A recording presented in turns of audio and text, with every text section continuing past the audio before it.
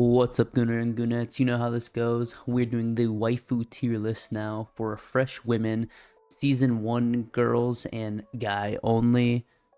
If any more come up for Season 2, I will redo this tier list when Season 2 fully comes out. I'm waiting for it to fully come out on Steam so I could just buy the full package in one rather than buying all, just like the individual Season 1, Chapter 1, stuff like that.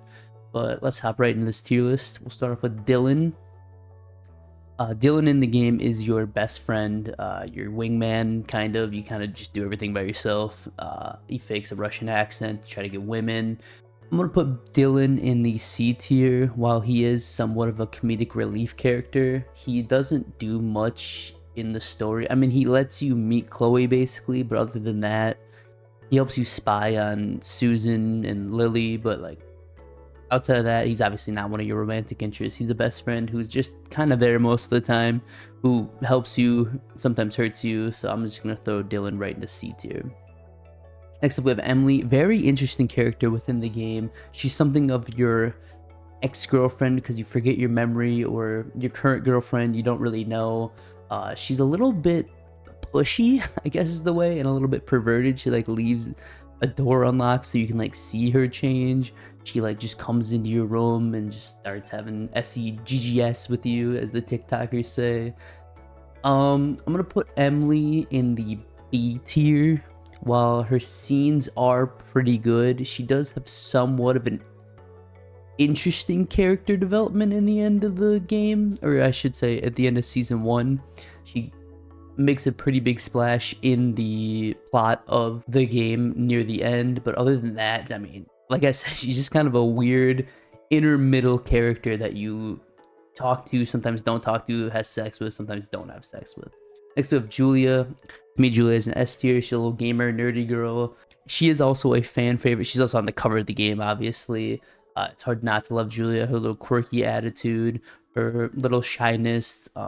She's everything you love, and just like a little quirky, shy girl that is a gamer girl as well. So like, it's almost impossible to hate her.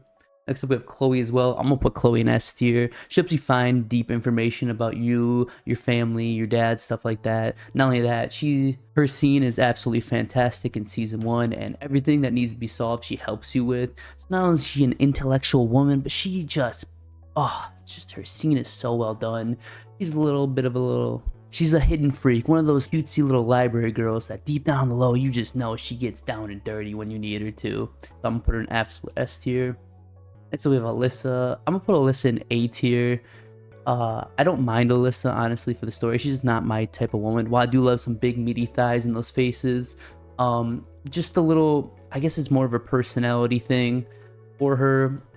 She seems a little ditzy sometimes. She makes you basically dance. Other than that, I think there is an argument to put her in S tier, as she's the one that almost feels the most like somewhat of a girlfriend throughout the game. So if you do put her in S tier, I understand if you like that's the vibe you're trying to go with, is like more of the girlfriend angle. Alyssa does feel like the most girlfriend-esque romantic option within the game itself. So I could definitely see you going S, but for me personally, I'm putting her in A tier. While she does have a rockin' body, I'm gonna stick her in A. Next up, we have Lily, the basically MILF of the game. She is your quasi-landlord. She has a husband that kind of hates you because you tell him that you sleep with your wife. I mean, which I did.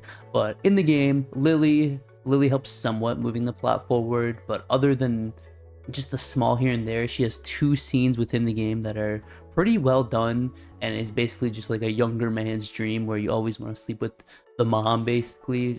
So I'm gonna go with A tier for her. I think the 2 scenes are very well done, and within the context of the story itself, they fit in quite well. They aren't just random little scenes, basically. So I'm gonna put her in A tier. Next up, we have Susan. I'm gonna put Susan in C tier. She's your boss, and I mean, there's no scenes with her at all, really. There's no scene at all with her. There's not even like a hint of flirting. She's just basically there for plot and only plot purposes, to basically help you figure out your past and stuff like that.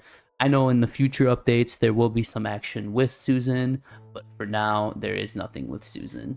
Angela or Angelella, I don't exactly know how to say her name. She's one of the 2 people that Dylan introduces you to as like basically this duo, if you will, that makes you take this little test with them, basically. Outside of that, she introduces you to Gabby later on, but other than that, as just being like this sex worker that you sometimes hang out with at her little club, she doesn't do anything for the plot. Her scene's fine. She's the good cop basically in the scene. I'm gonna put her in C tier with Dylan and Susan for now. Like I said, outside of her one scene, which is honestly carried more by Davila than her. I mean, next up, also we do have Davila. I'm gonna put Davila in B tier. Me personally, I'm more of a redhead guy myself, and I felt like in the three-way scene with her and Angela, she did more of the heavier lifting, if you would. She was the bad cop in the scene, and I mean, just to me, I think she's just B tier overall. Next up, we have Gabby. You have one scene with her as she enters later in the game, much later in the game, as almost this another worker with Angela and Davila herself. She's an interesting character, I guess. She's just a girl that wants to join them. Like, there's not much of her backstory.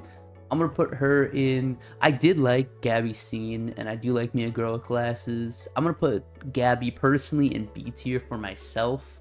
While she doesn't do much for the plot like Susan or honestly Dylan, I mean, she does have at least a scene, and I think that scene is better than Angela, because Angela doesn't really have a scene by herself. Like I said, she's more so carried by Davila, and Gabby's just a solo scene, which I think gives more weight to it. Oh, look at that, there's a Sue. So now, also Sue, I'm gonna put Sue in A tier. She is, I believe, Susan's niece, and she kind of helps you spy on Susan, like you guys are trying to get to the bottom of things. Sue has two scenes, one in like this little back room, one in her car.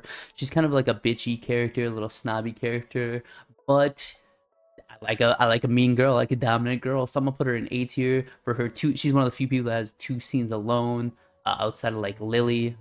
I honestly think it's just dumb too that only have two scenes in the game. But like I said, she's part of the main plot, and she gets two scenes. That's automatic A tier for me. And so far, that is my list for season 1 for Fresh Women. How do I do? Do you like it? Do you hate it? Doesn't matter. This is the correct list. I'll see you guys in the next tier list for the next game.